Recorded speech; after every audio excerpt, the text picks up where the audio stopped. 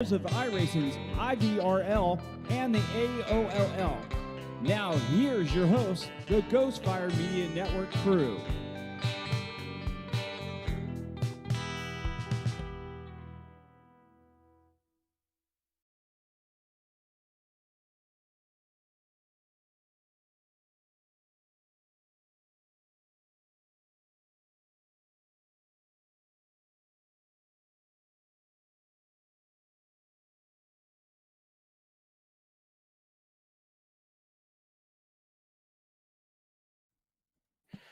Well, good evening, ladies and gentlemen. Welcome to another edition of the Ghostfire Media Podcast. I'm Randy Pepper, alongside the Ghostfire Media crew. There's Adam Wood. There he is. Carl Henderson. Hot Carl Henderson. There he is.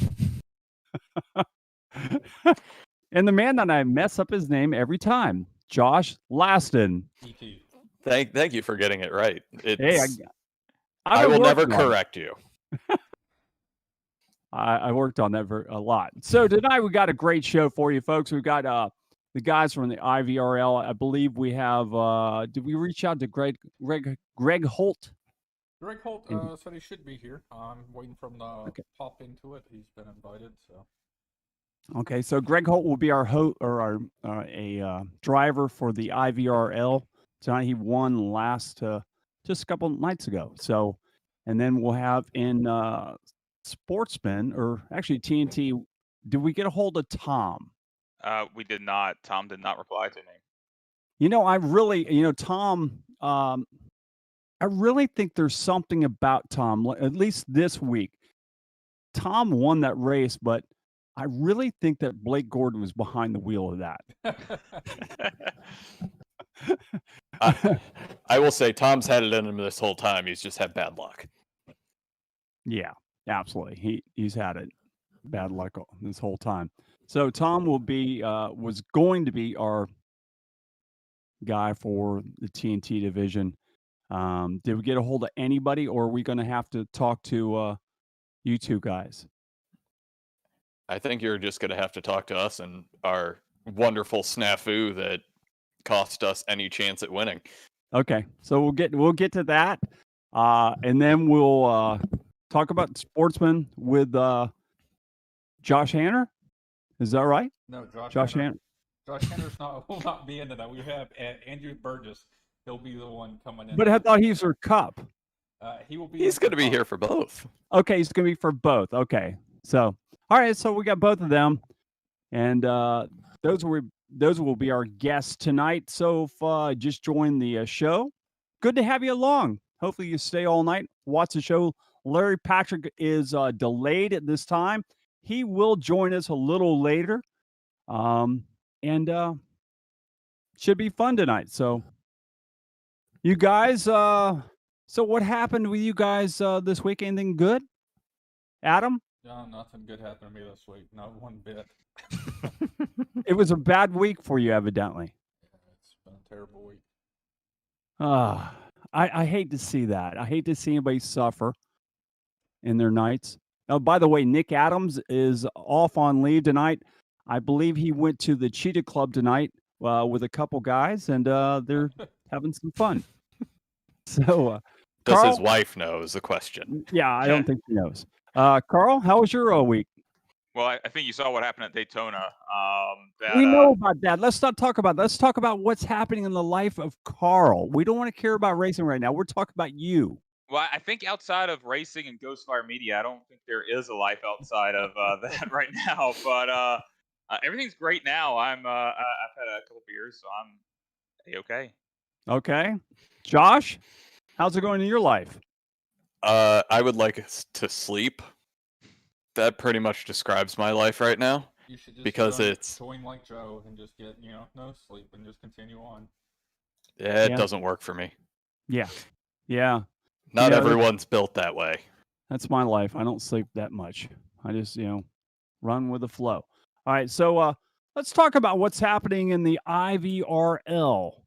So this past week, they ran a crazy race. Well, it wasn't actually a crazy race. Greg Holt was the man on a mission this last week. I mean, pretty much dominated the whole thing.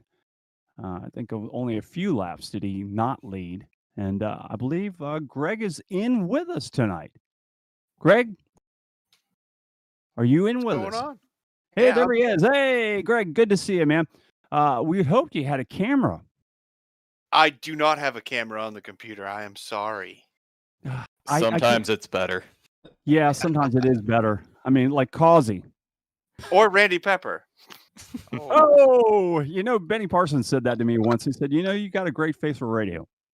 And I said, thanks, Benny. Appreciate that. Oh, So, no, that's anyways, hilarious. so Greg, tell us about yourself, your personal life and stuff like that, and then we'll get into the actual, racing this week.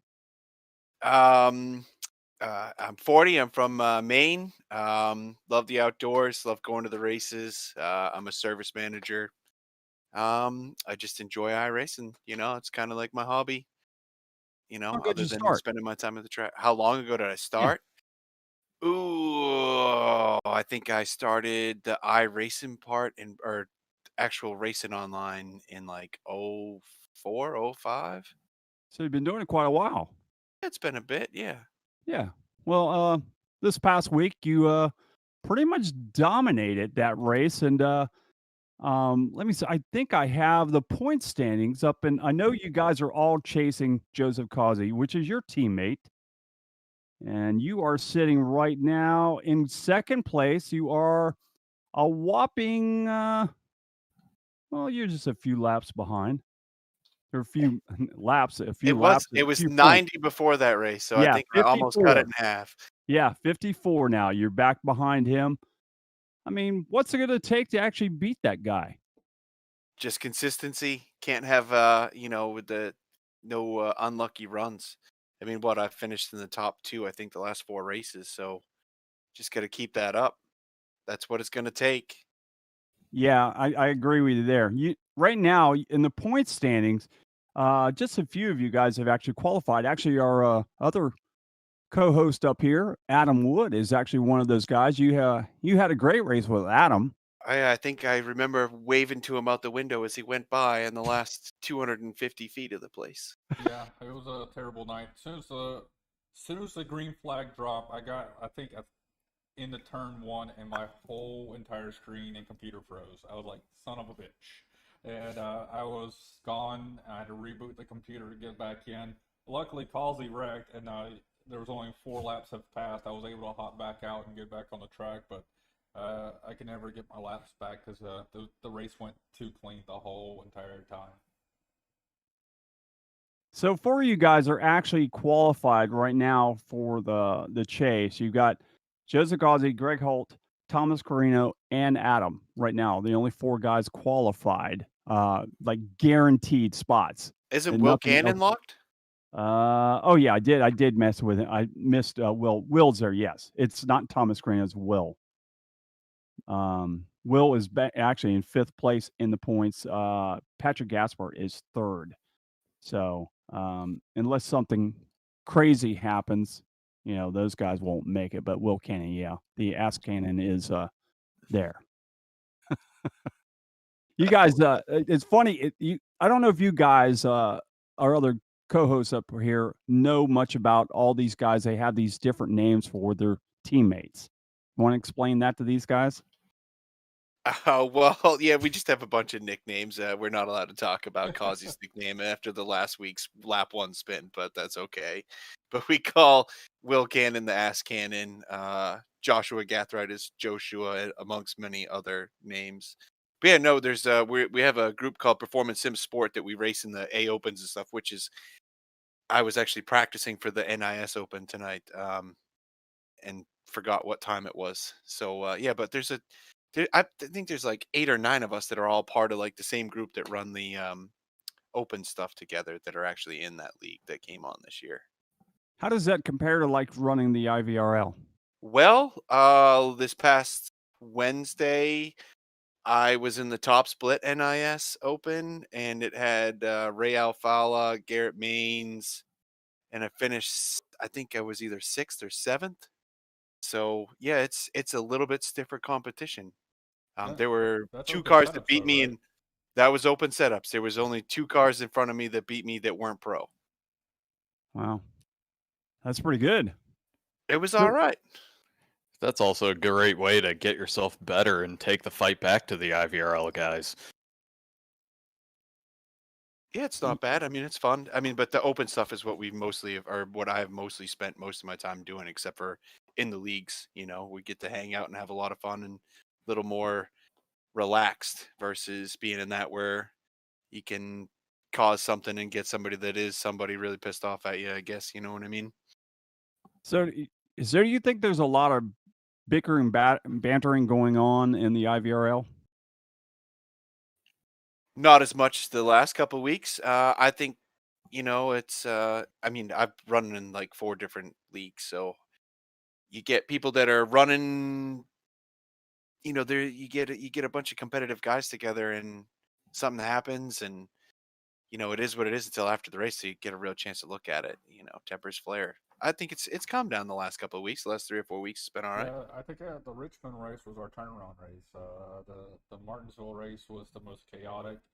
Bristol, everybody was kind of vocal there, but it was kind of expected for that one because it was the first dirt race most people have ever raced, and especially coming there in the Cup car, and then Martinsville, good God, that was just a shit show all the way around from half a lap in, and then but Richmond the following week. I mean, we've had some really good clean racing ever since Richmond, Talladega, and now Kansas. I wish I would have had a little bit better shot at Kansas. My computer didn't want to take a shit right as we went green. Yeah, that was surprising you, Adam, because we didn't even realize you were gone until like a few laps in. I looked down and went, Adam didn't start the race. Where's Adam? And then realized that you were just logging back in. Yeah, it was terrible. I've been at that point. It's been about 40-something minutes. Doing practice, all the warm up, gridding, and then as soon as the green flag drops, it just decides to go black and then just hang. And I had to hold down the power reset to actually get it to turn off. And then, yeah, it kind of sucked. You've waited all that time. I debated on coming back in. Actually, I was like, man, it's going to suck to ride around, but I was able to go from, I think, 24th at dead last to, I think, 15th riding around. So picked up quite a few spots. Yeah, I thought you did really well there, considering you were so far down. Yeah, I mean, where I was running on the track, I would have finished at least 9th, and I wasn't being competitive. I was 4 laps down. I wasn't trying to race anybody hard, and I just wanted to just finish the night out. So any time I got around anybody, I let them go, and I only pushed my luck whenever I was way faster than them. And at one point, I know I tried to let the number 8 car go for a while because he was ahead of me in laps, but then then Greg started to come on. I was like, well, time to go. And so I passed him and tried to stay in front of Greg so I wouldn't go another lap down. But he finally caught up to me. And then it works out because that was just 1 lap less I had to race. Yeah, Greg, you were definitely on a mission. That track really kind of dictated itself to you, but how do you think things would have been if Causey did not wreck on the first lap? It probably would have gone, much the same. I mean, him and the reality is like him and Willis and me and Christian and Josh and some of the other guys that are in there are on the same skill level. It's just that you get one guy that you have to worry about like Willis, or you get 2 of them. It makes a difference because one can sit back behind and watch the other one race the crap out of you and then capitalize. And I've raced with Willis enough to know that he was just running me ragged to try to burn my stuff up. And unfortunately, it worked reverse. And he burned his stuff up and I didn't burn mine up. So, Yeah, I mean, it probably would have been a little tougher with Causey there. But, I mean, I'm serious. Me and Causey race and Will and, we race each other 4 times a week. So we just know. And we don't. This is the only one that we're actually on a team on. You know what I mean? I grabbed him and Christian so I didn't have to race against him finally. I was like, crap. And then Causey goes out and wins because he don't have to race against me. I'm like, crap. That's a great way, forming teams. So At least now I know what they're thinking in Discord. Yep. Yeah. No, I think it worked against me. You helped them and showed them the way around the track on some, at least to Causey. I mean, Causey had said at the start of the season, he had said, he goes, no, Greg Holt's going to be the one. He's going to be the one to watch. He kept saying your name, and we kept waiting and waiting for something really to happen. And you've always been right there, but you haven't been able to push through and be dominant. And this week, you just were that guy. I just wish Causey was there with you. Yeah, no, well, that's the thing. I mean, a little luck one way or the other. A couple of those races might have gone different ways, but you get damaged, no quick repairs. All it takes is somebody else to make a mistake, then you just happen to be there and you're done. Yeah. And 30 seconds of damage, and that pretty much ruins your any chance that you had of winning against other people who can run the same lap times as you. Yeah, absolutely. So It's how do so- you guys? Okay, go ahead, Josh. So speaking on the luck aspect of all of this, we actually had a question amongst the comments. So you've just had some bad luck throughout the season, but had top twos over the past few races. Have you done anything different, or has just your luck changed? Try to be patient and do everything I can to keep the car clean. I mean, the more time you can spend at the front of this thing, the better off you are.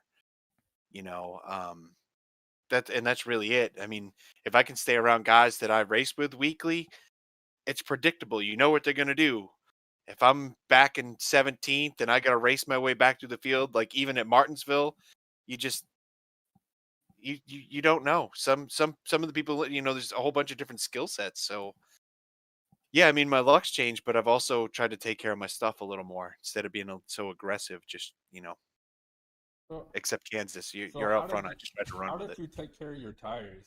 I tried to follow you as soon as you passed me because I ran most of the high line, middle of the high line, trying to save my tires so I could come together near the end, and it did. I started catching people, last like 15 laps or so of the run, but I noticed whenever you were coming at me in my mirror for like 10, 15 laps or so, I mean, you're just hooking the bottom line every single lap. I mean, I know you kind of like start in arc a little bit later and then hook the bottom one later, but I mean, how are you able to save your tires by also running the low line, which is killing your tires? Throttle control. You'd think the low line's killing your right front, but it's really eating up the right rear, and the top line's eating the right front. So it's really just steering with the throttle versus with the steering wheel. The less turning you're doing from the center off of the corner, the more you're saving that right front. And then in the fixed setups, that's what the name of the game is. I more worked towards the middle to high lane for most of the practice session, trying to figure that one out, and then didn't really bother with the bottom line because I figured that was the aggressive line to try and take. And then, my scenario of me being where I was at 4 laps down from the get-go, I wasn't trying to push anything. I just wanted to see what the overall effect would be for the long run on the top, gearing up for my race on Sunday and another league. And then I noticed as you came by me, you were running the bottom, and I tried to mirror your laps for a couple laps. I was hanging in there with you, and then you just started to pull away finally the last like 2 laps or so. Yeah, I've got a ton of laps on that place this week. I mean, we've been working on a setup for about a week and a half for Kansas.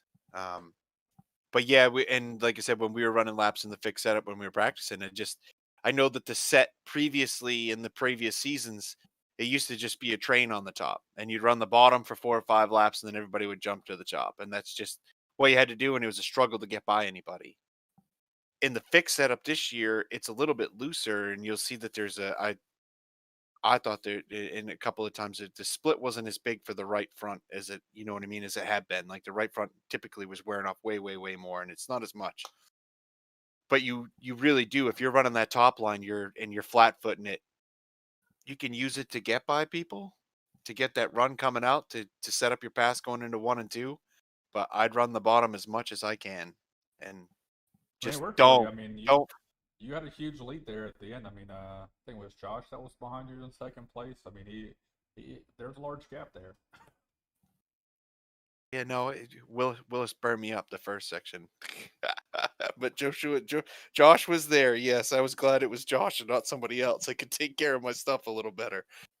Yeah, you got run at one point. Definitely had a little run there, but and we were wondering if you're going to chew your tires up doing that, but you just kept going. So Well, the arrow, and I knew Willis knows that. We've done it. He did this to me when we were at Phoenix earlier in the year. Causey was out front, I think, and I was in second, and Willis was in third. And on a restart, Willis got a jump, and he got to the outside of me, and like I just, there was nothing I could do. He boxed in behind him, and he did it to get around me so that I couldn't just ride behind Causey and save my stuff to attack him at the end. And at these tracks in this new build in the car, the arrow on it, I mean, if you do enough of it, you'll notice if you ride behind somebody, you can chew up the right rear. Like that's just what it is. And then if you're behind somebody at Kansas in 3 and 4, and they run the top line and you're running the top line, you better be on the brakes because there's probably a good chance you're going in the wall if you're too close because the car's just going to tighten up on you. Well, I mean, So what- the air taking off of you is just killer there, and plus, I mean, you're following behind them. You're picking up that extra speed going in the corner too. You're drafting off of them, so you're entering at 2 to 3 miles an hour faster than what you normally are. So your braking and your slowdown points have to change, and if you don't, that's another reason why you're going the wall if you're running that high line. Yep, no, agreed. hey, Greg, tell us a little bit about your rig that you actually run. In the IVRL. I'd love to know like what everybody is running. Like, are you running VR? What are you doing? I have a Acer 24-inch monitor that is probably like, I don't know, it's got to be 5-6 years old. I have a set of Fanatec V3 pedals, and I have an AccuForce V2 wheel that I had just got at the very beginning of the season. Another V2 owner. Yeah. You lean on Will Cannon because I know he's got one as well. We got one at the exact same time is what happened. I got mine. Actually, we ordered them 3 days apart at Christmas. He got his, and then mine took an extra 4 weeks to come in. Mine took like, I think 15 weeks, 16 weeks to come in during the height of the summer last year. And then I saw Will post up a couple weeks ago up on one of the AccuForce forums, and I was like, don't help this man, he's my competition. Yeah, no, we lean on each other. I mean, we learn something, we figure it out, we pass it back and forth. But yeah, I mean, there's so much in the wheels to learn and to figure out and that you could use that. I mean, I haven't even touched the surface of it, Wow. So, what do you do? Like stuff to find out. You like in the AOL, we all have a couple guys that we all gravitate to answer questions about anything. Is there anybody that you use as a mentor to learn anything new? Nah. You're past that stage?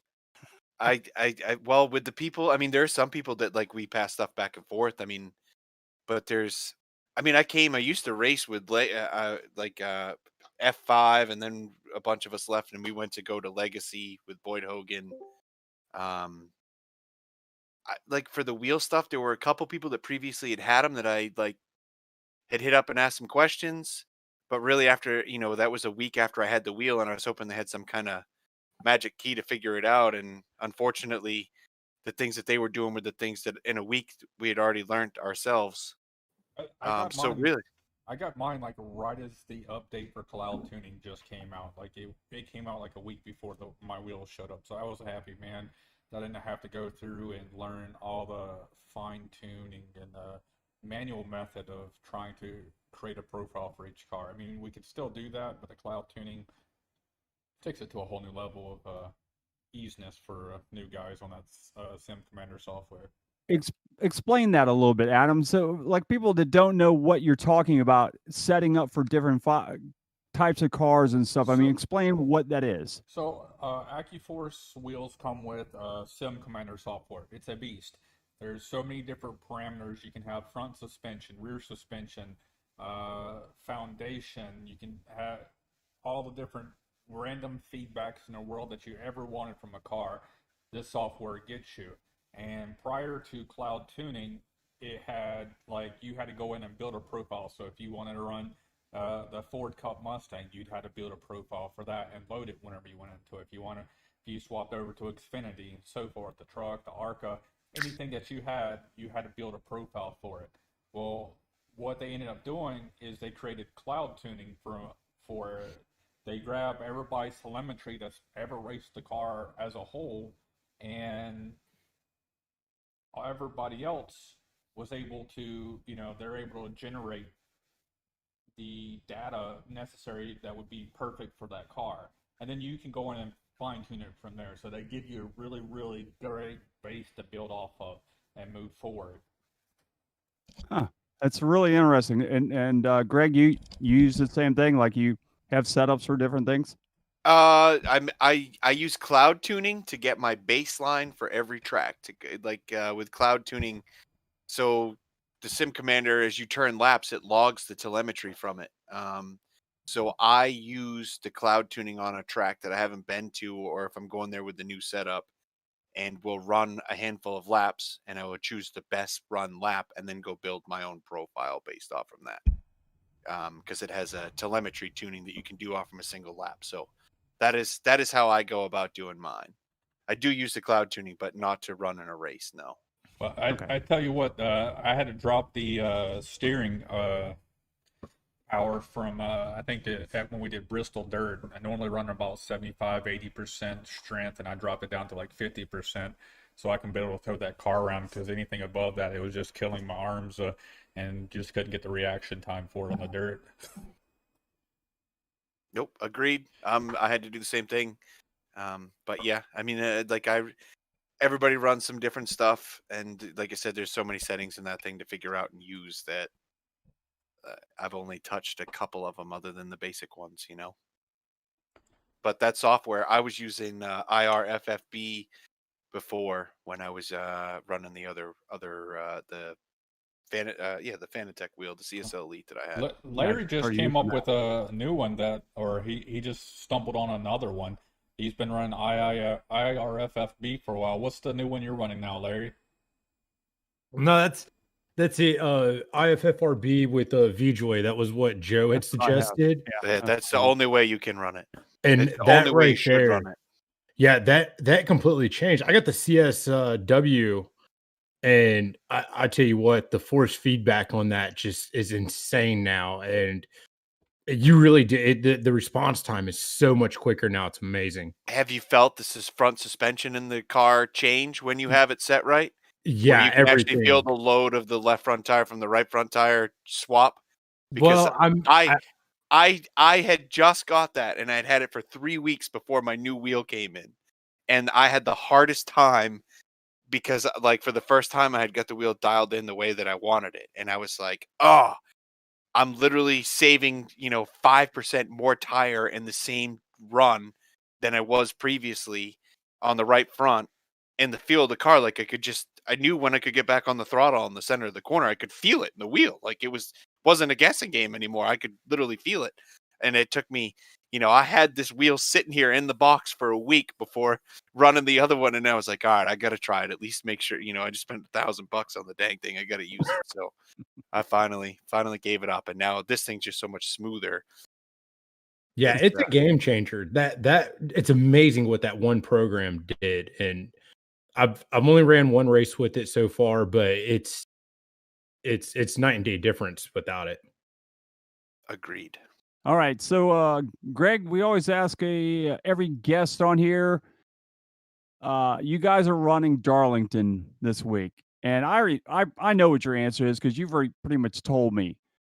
Who is going to be the guy to beat? Who do you think is going to win coming up this week? The one who doesn't hit turn 3 and 4 wall. Yeah. or overdrive turn 2 and smack it coming out of turn 2. We know the majority of the people in this podcast would not win the race then. I smacked the shit out of turn 2s while every single race. Yeah, I called Scott Williams at the end of the last race. I'm going to stick with it. If he shows up, if he can actually make the race, Scott's a really good, consistent driver. And, I know I'm not bad at Darlington. I know Causey's not bad. I don't think Christian's ever raced there. Does that really matter with him? Some of the places. It's a place, Christian's really, really good. He's dominant a lot of the places, but the places where you got to brake a lot more, it's instead of saving tires on the throttle, he's still going to be one of the top 2 or 3. I don't know if he's going to be the most dominant one there on it. And that place, if you haven't run a ton of laps on it, good luck going out and figuring out in an hour of practice beforehand. Yeah, definitely. So, man, we'd like to thank you for coming on and joining us, and congratulations on the win last week. And we look forward to watching you once again in the IVRL Butt Kicker series this week. And good luck on winning that Butt Kicker at the end of this season. Hey, thanks for having me. It was a pleasure, and it's always fun to listen to Ghostfire Media podcast and to watch the replay of the races that you guys have, AOLL and IVRL. Well, thanks for watching. We do appreciate it, and we'll see you next week, man. All right, thanks. All right, so our regular host is in the channel now. Larry was out on assignment with his family. And Well, so We are his family, apparently. Well, yeah. Yeah, kind of. It shouldn't have been like that, but unfortunately, I have a first sergeant that's leaving the unit, and he was in class all day. So I actually went with my daughters to try to get his data moved off his computer, so when he goes to his new unit, and it just took way longer than it should have. So unfortunately, we didn't get to dinner till super late. So I rushed everybody, ate, bashed a beer real quick, and then hauled ass home after a beer stop. By the way, the guys that like to make fun of me when I drink my Mick Ultra make fun of this. What is that, Yingling? It's Yingling Light. It's not Yingling Light, it's lager. Oh, Yeah. that was light. You can't drink another Miller Light, buddy. And I will. And if you're from Pennsylvania, you don't even call it Yingling. It's just lager up there. Fair enough. So I got home as soon as I could. Okay, well, we're getting ready to do the TNT division, so I'm going to hand the reins off to you, and I'll just sit here and listen. Hey, I'm not running the show. I ain't got the controls. Who's running the show? Is it Adam or is it Josh? Adam It's has Adam. the controls on everything All tonight. right, Adam, let's get a commercial break before we kick over to TNT, shall we? Sounds good. The Aol Racing League began racing in the early 90s with Papyrus's NASCAR Racing and has grown over the decades, now racing on the iRacing platform. The AOLL has 3 divisions: the TNT Series Developmental Division for our beginners and those getting back into racing, the Cup Series for our veterans and Class A licensed drivers, the Sportsman Division racing the Gander outdoor trucks with drivers from the TNT and Cup Series. You can catch all of the AOLL action here on Ghostfire Media.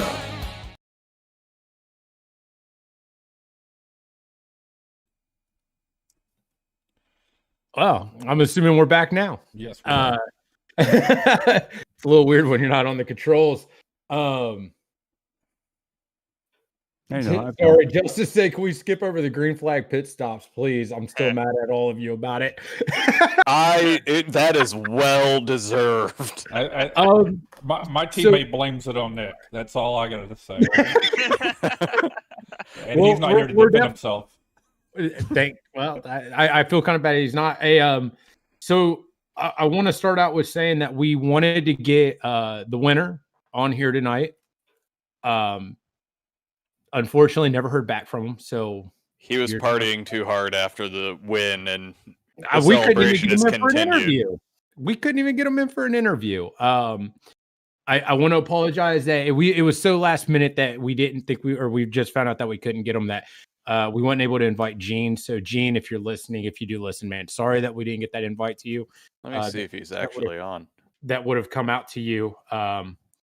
If you are listening or watching, you want to pop in, man, let us know. But either which way, we're going to talk about just a wonderful... Let's talk about the winners last night, because for me, it's one of the more amazing things, and one of the things I love about the TNT. Who was the winner? Tom. Tom if you know, we haven't said Tom Stevens yet. So yeah, for anybody that did not watch, it was Tom Stevens. We're just okay. Yeah, And- let's just talk about it. We had Tom Stevens finish first. Gene Watkinson finished second.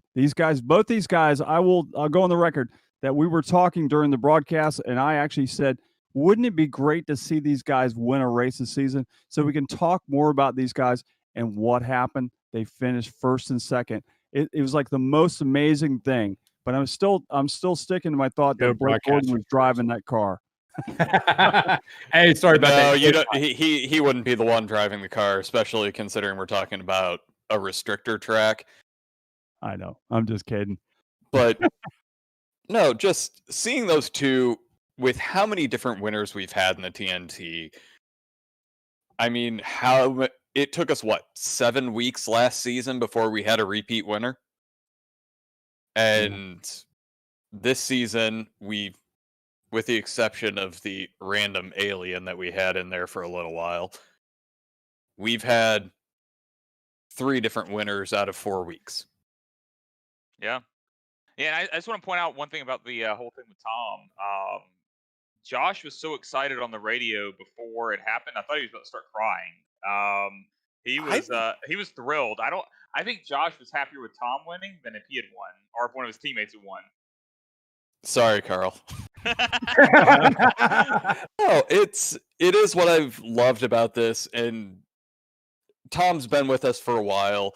But if we look at Gene coming in second, Gene, right after he joined the league, he ran a few races in our winter series, and I think it was even after the second race, he started reaching out to a bunch of us to ask, okay, what can I do to get better?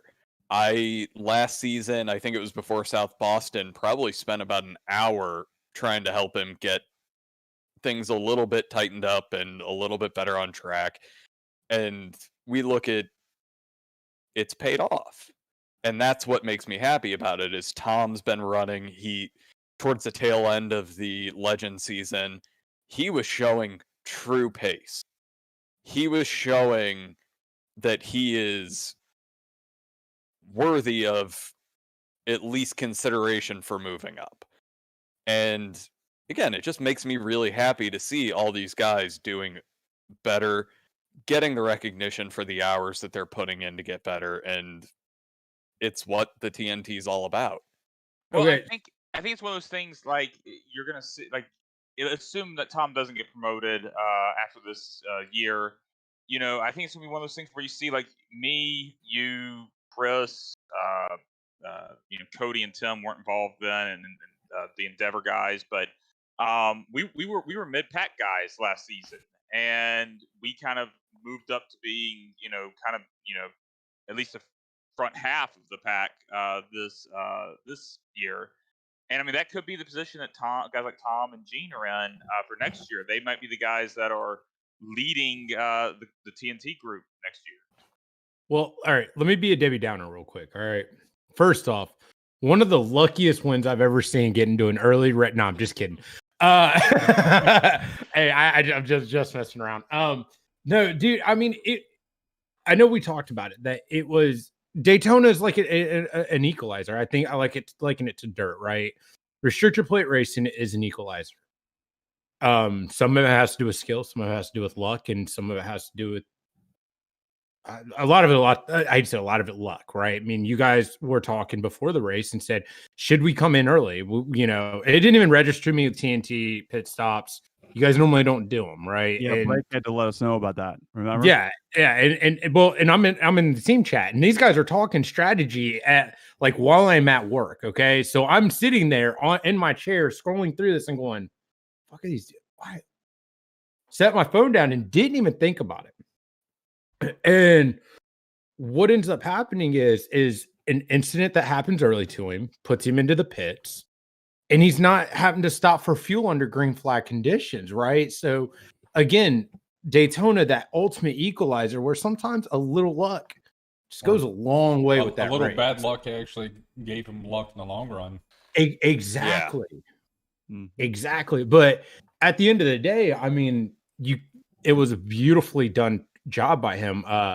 I wanted to point out that it cracks me up. A comment that he had left on one of the posts, and it says, "Thanks everyone.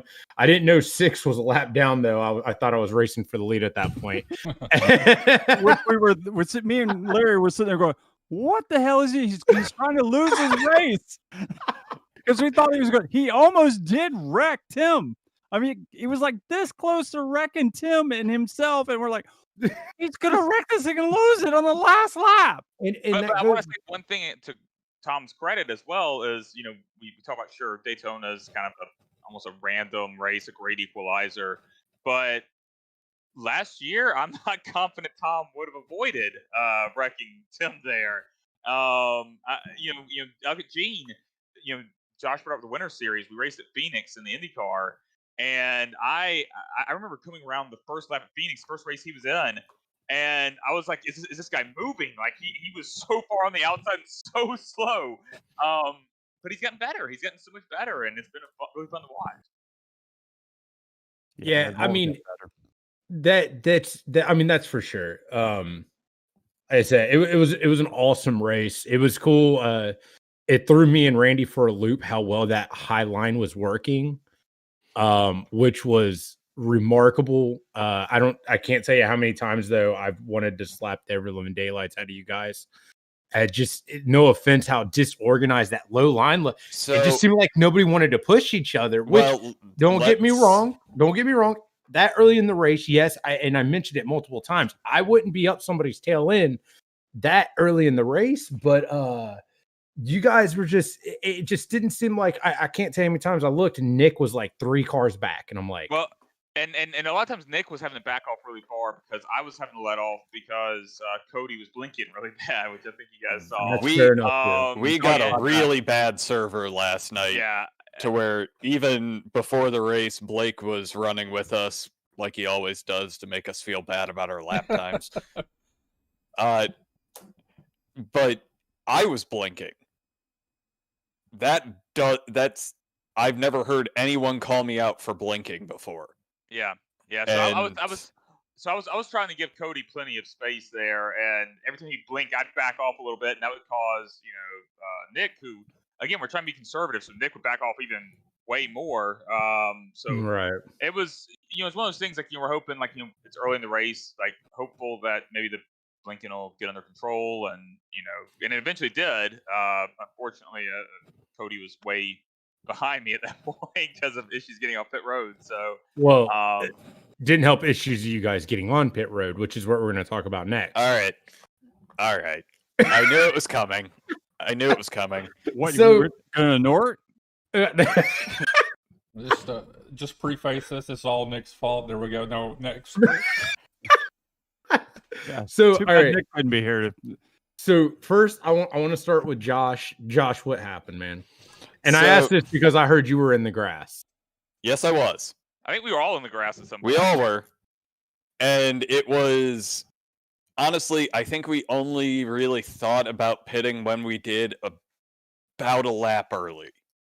So it wasn't something that we'd been planning. We'd gotten both of the Endeavor guys in front of us, so it was, well, may as well go in, because we know everybody's going to have to make a trip in at least once. Nick was up on the high line, so I told everybody I was going to lay off a little bit to give him room to get down, so we didn't have him hung out to dry. And I'm not going to blame Nick per se for my fault. I'm going to blame my hardware. Did your wheel fall off? Oh, it fell off. The back of the chair fell off. You couldn't slam on the brakes? No, it's the pedals. The software didn't recognize them, so I was on the weakest of the response settings. So even with me having my brake pedal to the floor, it didn't even lock up. Well, you don't want it to lock up, but hey. I couldn't get it even close to that point. That's why you guys got to see me in my VR headset before we started this. I was trying to get it dialed in to where I could at least get it to lock up at some point. All right, Carl, what'd you do, man? Well, my excuse is, well, first of all, I just want to say I disagree with you about it not being Nick's fault. I've already kicked him out of closed circuit racing. Nick is no longer a member. No. So first of all, we were kind of in a position where we were, we were on the inside, and that was the only advantage we really had on the inside because again, the outside was doing really well. Is we thought, okay, Josh had way less fuel mileage than the guys behind him did because he was in front. We could ask him; he was like way lower than we were. So we assumed that Sean Carmody was also in the same position, but he wasn't going to pit by himself, so he had to have his whole team. So we're like, we're just going to run out here and hold them hostage. They can't come down. Eventually, Sean Carmody is going to have to come down by himself, and then we can pit the lap after, something like that. But then once Sean was able to get up in front of Josh and get around him, they started kind of controlling the pace there, so we couldn't do that anymore. So I was like, let's pit. And for me, I had pitted. I had practiced green flag pitting a ton. Like I knew there was an exact spot on the track that I knew exactly where I needed to start braking.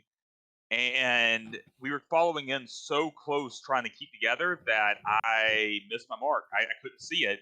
So I was like, I'm just depending on these guys and just followed them. You saw our crappiness. And actually, I watched the replay. I actually think I braked enough. I was slow enough, I think, but I still just followed Cody. I still just followed him into the grass. I think I was slow enough that I could have turned down and been fine. Because I heard them saying like, "Oh no, what are you doing?" I was like, "Oh crap, that isn't good." And then next thing I know, I'm in the grass as well. So, yeah, we learned a lot there about how we should enter pit road. What an embarrassment to Josh Hanner and myself. Well, Hanner didn't tell us how to do it right until afterwards. You got to stagger. Yeah, that's exactly what we got out of we that. tried doing that we tried doing that on Sunday night, and we messed that one up. I think Randy sped.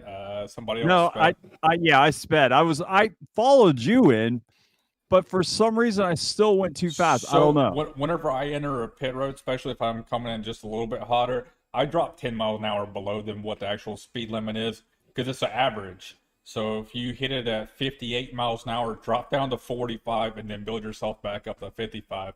I do that every single time I come in the pit road too hot, and it saves my bacon more than once to be able to do it like that. I ain't heard that analogy in a long time. Saved my bacon. Damn right. That's it. I've never heard that thing in my life. No, I've heard it. But, But again, we look at it this way. If we screwed up, there's a reason why we are in the development league, and we have to learn these lessons hard sometimes. Well, and I mean, at the end of the day, it's the first green flag pit stop in that series. You know what I mean? Trial and error, right? Like, Now, I have a question. Also, doesn't help that you're coming in hot at 190 miles an hour. Well, I digress on that because as much as like when we all pitted together in the Cup Series, I run their pace until a certain point. I'm not getting a speeding penalty. These guys can go sliding in. They can lock up their brakes. They can go as fast as they want. My car is going to be under 55 miles an hour by the time I hit that line because I'm not going to chance it. But what did he do? He left his tires checked. So I thought it was I thought crew chief heard me on that one. So, but I mean, if I didn't, guess what? Him going in as hot as he always does, and it works out really well for him. And that's his method of doing it. I'm not comfortable doing it. We would have probably come out at the exact same time. I guarantee we would have came out at the exact same time because I was right behind. I was behind them enough to where if I wouldn't have took those two tires, I'd have been behind them and then in the drive. I just didn't know what happened. I think I came in either fourth or fifth on mine, and I came out first. And I was like, I had to slow down to let Johnny catch, and then me and him both then had to slow down and let Hanner and Marshall catch up to us. So out of the 4 of the 8 people, we only caught 4 of the 8 people coming out of pit road. And I think you and Randy and Brian got caught up with pit road penalties.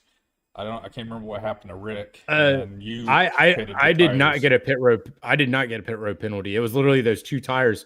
And when I came out, like I said, if I hadn't taken those 2 tires, I was over the radio going, "Slow down, guys, please, slow down. I'm behind you. I could see you, but I mean, at the end of the day, they couldn't slow down for me. It would have cost them." So I mean, the two tires did catch me. It cost us a lot just for me to slow down to catch Johnny and Josh and Marshall. Exactly. Because So our fearless Blake and Justin worked marvelous together, and those two cars outdid our 4-car team when we Justin, came out. you disappoint me that you worked with Blake so well. Yes, you really did. You really pissed me off.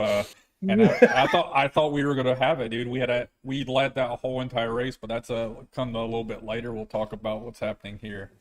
Absolutely, and like I said, when it comes down to it, that's a learning curve for you guys, and you guys got to figure out what's comfortable for you guys. There's no right or wrong way of doing it, and but man, you guys, that was the wrong way of doing it. We know. I will be the first to admit I am unbelievably aggressive going into the pits most of the time. We know. Because 90% of the time I'm not going to get a speeding penalty. And I hate myself after I get them, but I live with it. So Larry, just out of curiosity, we're talking about practice and stuff. When you were in TNT series last year, did you ever have to make a green flag pit stop? I didn't think so. So yeah, I think let's throw this gauntlet down. The TNT is shaping up significantly, and we're really making it to where we're kind of fun to watch these days. I think the TNT series is the fun series to watch. I tell you what, I enjoy calling the truck race with Carl, but I love the TNT series. I love calling it with Randy. Randy's a fantastic co-host, but man, some of the racing and, getting back to the whole Daytona thing, we didn't see the winners coming at all. And that's what you're getting out of the TNT series. And it was fantastic. I mean, just again, the run from Tom Stevens, the run from freaking Gene Watkinson was remarkable. And also that there at the end, we did also, Tim St. Jean was involved in that as well. And then he had that late race incident there. I mean, it could have come down to 4 cars there at the end if that hadn't happened. And think about it this way, going back to that late incident, Tim going into the pits, in that incident, and he still didn't lose that much. I mean, as he stated in the comments, he was trying to race Tom because he was trying to stay on the lead lap. Mm-hmm. But and Tom think about that. And he had an incident going into the pits, and there was no caution that ever flew after that. Yeah, we had a few last night that probably should have brought out a caution. Nick going onto his side and all of that. But as we'll talk about in the Sportsman, iRacing's finicky with their yellow flags. Yeah, IBRL, we saw 15 self spinners and nothing. I mean, I think some of them where there was a couple cars got picked up, and I was praying for that caution to come out. I was praying for a whole bunch of cautions on Tuesday night so I can get my laps back. Well, it's been, the series has been a blast. It's been awesome to watch, and I feel like each week the TNT series is getting better and better. Well, I mean, you look at the winners, becoming more and more fun. Yeah, you have like we've said earlier, Josh was brought up. I mean, look at last year. I mean, how many races? 8 or 9 races before a repeat winner happened. We're a couple races in now, and we only have 1 repeat winner. I mean, it's showing that anybody at any given week has the opportunity in the TNT series to go out there and get a win. Absolutely, and the growth of drivers, we cannot deny the growth of drivers out there. I mean, me and Randy, it's like beating a dead horse every week. We talk about these guys and the growth that's happening, and it's just insane. It's amazing to watch.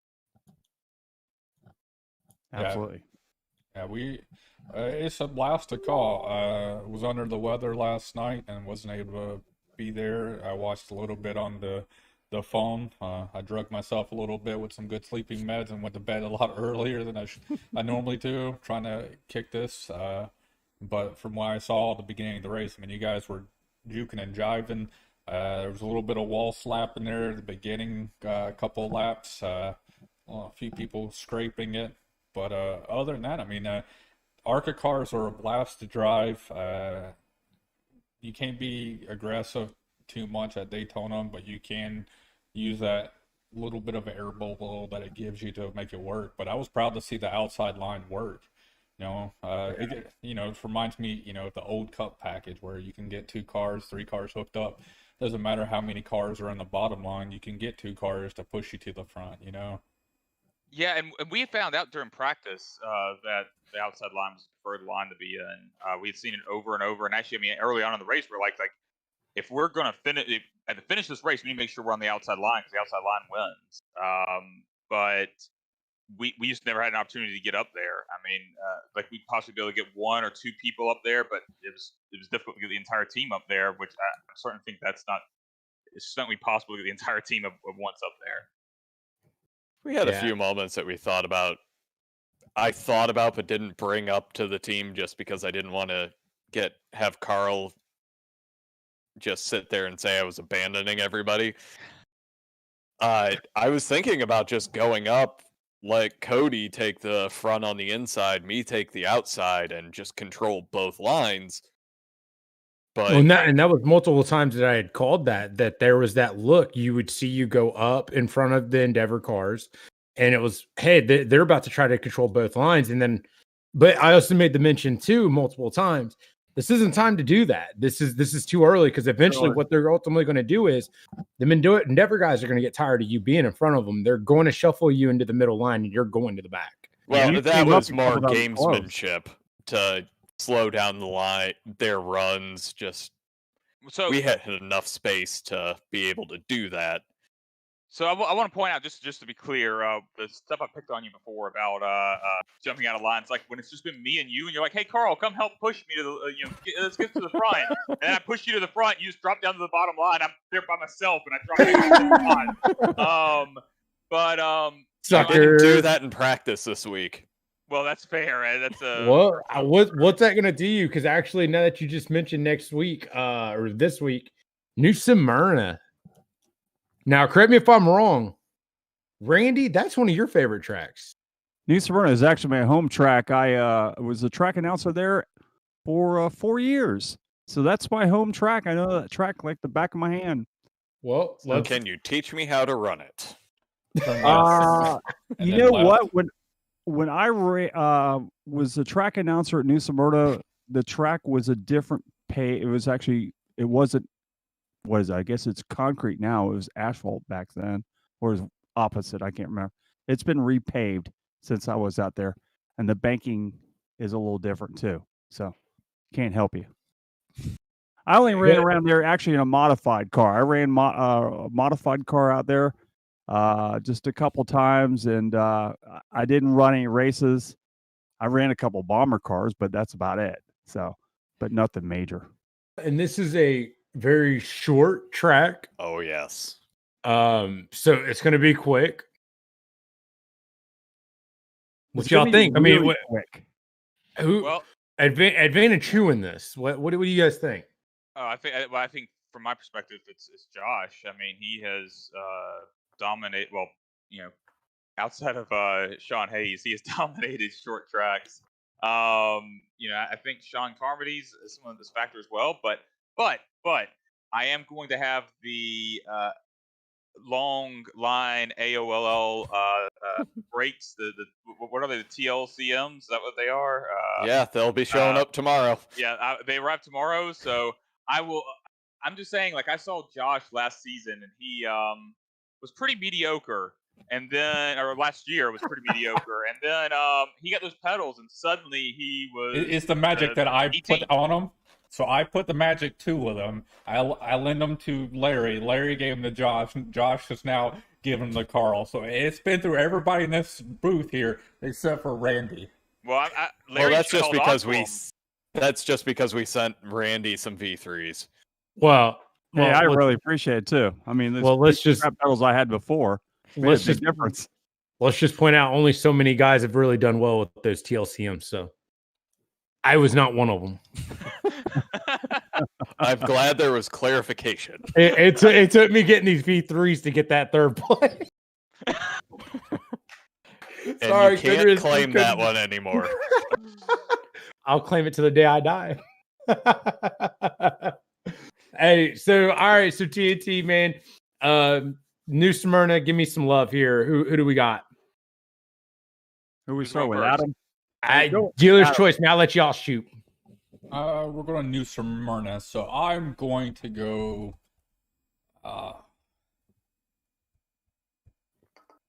New Smyrna. I'm going to go with Cody because Cody and his family have ties to that track as well. So I think he knows that track probably a little bit more than the most, both in real life. So I'm going to go with my teammate Cody. And then so we got Joe out there. Nick said he's out on an assignment tonight, and he is not going to make it. He's hunting for the wildebeests out there. He's trying to find the Sasquatch. That's what he's up to tonight. It's a cheetah club. The wildebeest. You know that sign out front that says 25 good-looking girls, 1 ugly one? The wildebeest. That's where Nick's at. All right, Carl, go for it. Yeah, I already said Josh, so I'm gonna stick with Josh. I mean, I haven't seen anyone that compete with him consistently on a track that has a lot of braking. But he just got his new V3, so he's kind of figured that. Learning curve. No, that's I think what's going to happen is he's going to try, because I haven't paid him for the other pedals yet. So I think what's going to happen, he's going to try those out like tomorrow. And if they're not suiting him, he's going to demand that I ship back his original pedals. But he will if you beat him. Yeah, I think Josh is going to figure it out. He'll be fine. He's going to win this race. We got Anthony Skrillo out there saying that that's it. New Smyrna's his home track too, since he's down there, a resident in Florida. Yep, Floridian. He's right down the road. Well, you know what? I would pick him, but I've picked him several times, and he just like does things like. I think he finished second the last time I picked him. So second, you got it. Can't do that. I'm not picking you anymore until you get a win. I'm not doing it. He's gonna get a win too. Watch. Yeah, he's thinking that one. It's gonna be a spiteful win too. He's gonna send you a message after that win. Josh. All right. So just because I don't have to hear it with him not here, I honestly think that this is going to be Nick's showing. Oh, do you think he's a top 5 car? I think he's a winner. I'm also hoping that this makes him practice a ton. So maybe he can practice. I don't have to hear the complaints about someone coming up into him when they were really like 3 feet away from him, and it was net code. Oh my God! Hey, all right, so I'll go next. You know, I can't take people that you guys taken. I'm not taking Josh. That was never in my mind. Carl, I would take you because you got the best nickname in racing with Hot Carl. But I'm not because you suck. I would take Cody. I like your pick on Cody because he's shown on those short tracks he's willing to run below that yellow line, and it helped him turn his cars, and he's super fast at them. But I think I'm going to go with Shrillo, man. I'm going to go with Anthony, and I'm going to go there because as we've said it multiple times in the broadcast, he's improved week in, week out. He's gotten more patient, but I still do like his aggressiveness, and I think he's willing to push his car to that point. So I'll go with Shrillo. All right, I'm actually going to go with I'm just for the sentimental pick, Cody, because I knew his dad and his, you know, they worked for Bobby Blake, and Bobby was a great driver. He actually ran was one of the test drivers for one of the instructors out at the Daytona International Speedway for the Richard Petty driving experience. I cannot stand how many people you know, Randy. Like, it bothers me. Sorry, but yeah, I know it's like the 17th degree thing. It kind of folds around, you know. 7 degrees of bacon, Kevin Bacon. Yeah, whatever it is. Yeah, exactly. So that's the kind of thing that happens with me. So, anyways, I'm going to go with Cody just because maybe it's a sentimental thing. I think it would mean a whole lot to him, just because of his family history and stuff. Now, guys, you know, the track is not. I don't think it's ever flat at any point. New Smyrna is one of these tracks where it's not flat anywhere. It's got a little bit of bank, you know, everywhere around that track. So just keep that in mind. So Johnny said you get around, Randy. Randy gets around. Yeah. Yeah, I'm a rock star. Yeah. You know what? it is funny. My wife will say things like, we'll be on the road doing a guitar show in some podunk town, and somebody will walk in and go, well, this actually happened. This lady walked up to me and goes, "Hey, I saw you the other night in New Smyrna playing in that bar. Y'all were really good." I went, Well, thank you. okay. All right. Well, hey, so that'll do it for TNT. We're going to take a quick short break, and then we're going to be back with Sportsman. Adam, before you cut this, looks like our next guest is already in the waiting lobby. I was tracking 9:30. Is he coming in at 9? Yeah, he's coming in for everything. Well, I was tracking 9:30. Adam said 9:30 to 10. Is he showing up early? That'd be awesome. Yeah, I think It kind of looks here. like we lost a guest out tonight.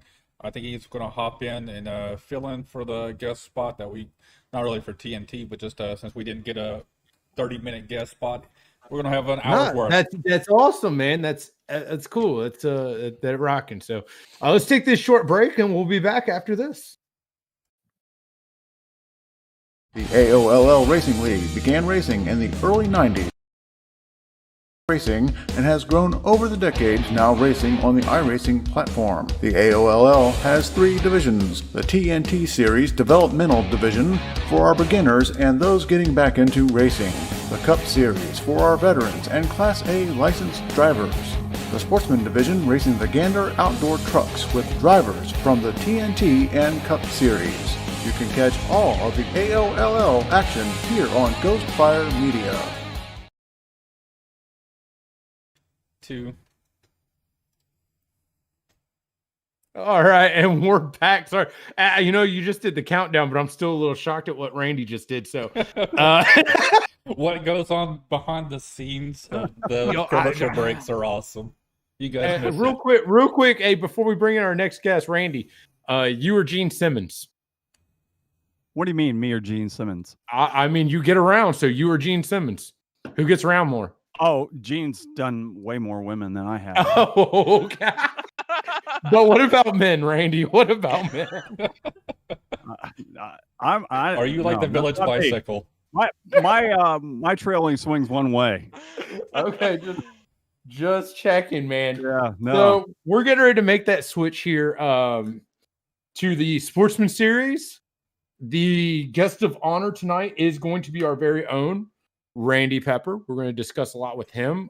Best finish so far. But we're going to bring in our next guest. He's going to join us for the Sportsman as well as the Cup Series. So without further ado, let's bring in our friendly neighbor from the north, Mr. Andrew Burgess. Andrew, how you doing tonight? There he is. May I suggest the sausage? That's awesome. We can't hear you, man. Oh, still ain't got you, brother. I'm gonna need you to fix this because I gotta hear this shirt. This is hilarious, and there's beer right up underneath it. It's priceless. Hey, let's call Mike and have him fix it for him. We're having some technical difficulties here with our friendly neighbor from the north. Maybe I'm taking this opportunity to get goldfish. Say something, Andrew. Hey, how are we now? There we go. I was on push to talk. Hey, man, welcome. Real quick, as always, new guest. Let's get your number, get who you are, and what you drive. What series? All right, run number 77 in the Sportsman and Cup Series. What else you want to know? Well, I'm also the AOL's newest admin, replacing the man to his left, at least my left in the Hollywood Squares. I don't know about the guy that's actually broadcasting this, but Adam Wood. Yeah, big shoes to fill there. Yeah, big clown shoes. So welcome, man. So we're jumping into the truck series here. I gotta say the truck race Bristol nightmare. Let's see here. I gotta look here. I'm pissed I missed it. Not feeling the best, but I'm glad I also didn't run it because every time whenever I went back to look at it, it was like under caution. Oh, hey, let me go back and check see how it's going. Caution. We ran 48 laps of caution. Yeah. So It was- Really? Run that lap? That many laps? yeah. Yeah. I honest to God, I think I only went once where I checked on it. It was green flag running. The rest of them, every time I looked, it was underneath caution. I was like, I'm kind of glad I did race, but it's one of my favorite tracks. Well, I don't want to bring up where you finished, Andrew, because that wasn't very good one. We won't bring that in up. front of me. We That's we will talk about your finish in the cup though. But Randy, who the F are you, buddy? I'm Randy Pepper. I'm the owner of the Guitar Addict, 1632 and a half Ridgewood Avenue, just with the film and beautiful Daytona Beach. I'm the guitar player for the Psychoustic. I was a former artist and recording artist with Einstein Zatica. You can check it out. Spotify, iTunes, all that good stuff. I gave That's him the all, question I just told you. I gave him all my mojo for the week, so he went out there and put an awesome run. Every time I looked, he was always up front. I did fall all the way back to the back. I did have to go completely from last all the way up to where I ended up. And a fifth place finish from you, man, which was just remarkable. That's what I did. You I get clapped. one clap. Yeah. No, it's yeah. All right, there you go. That's your one. Like Jackie Chan So, clapping. I want to hear from the guys that raced. Start with Randy. Randy, how was the race? And I'm assuming challenging. I'm expecting everybody to say that was a challenging race. I mean, Bristol's the Thunderdome. it's an itch of a track, right? So how was the race and what was the challenges to it?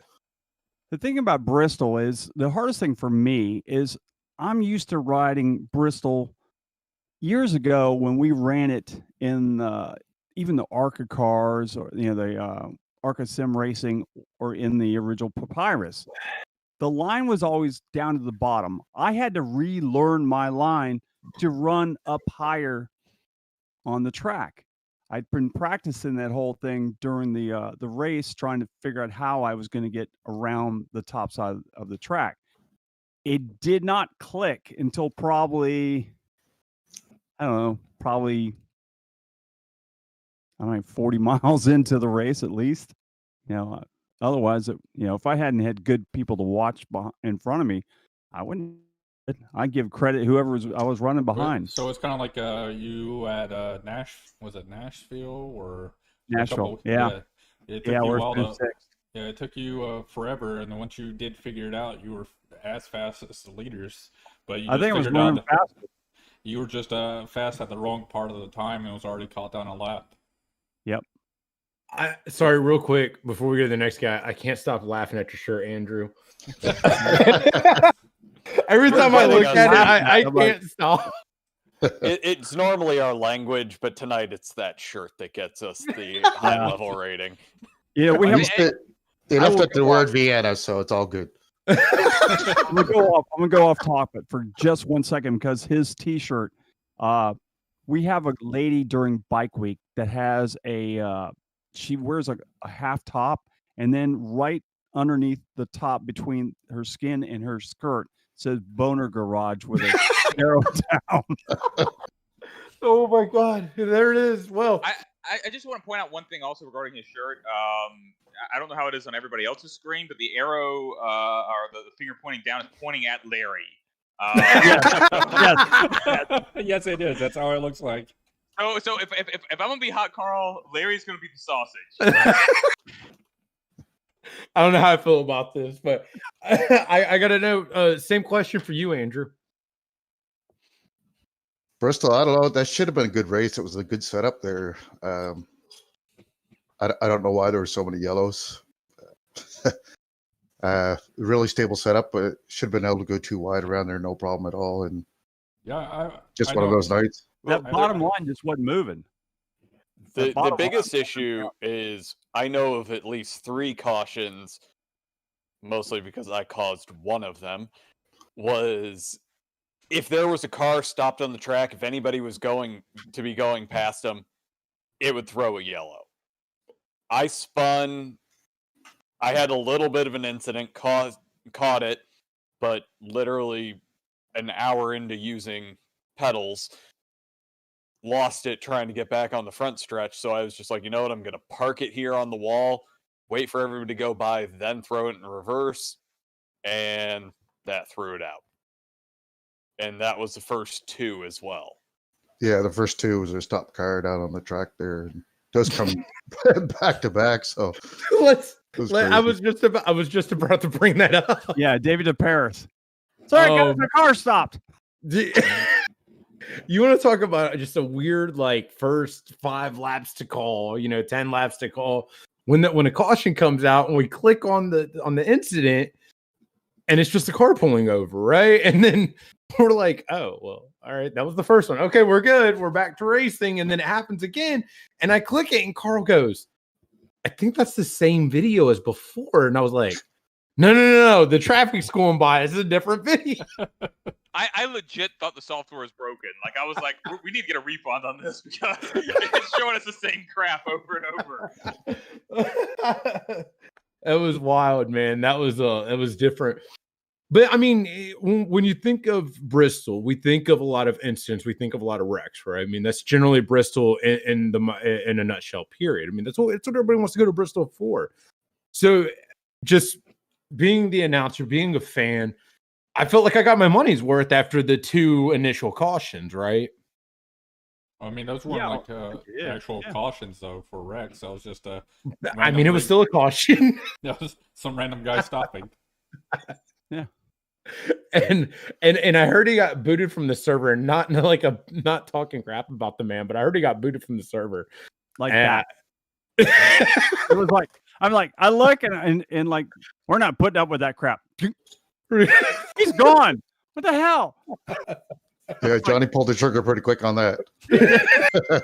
Like, I'm not putting up with that crap. Absolutely epic, man. That was insane. But at least we don't want to do that.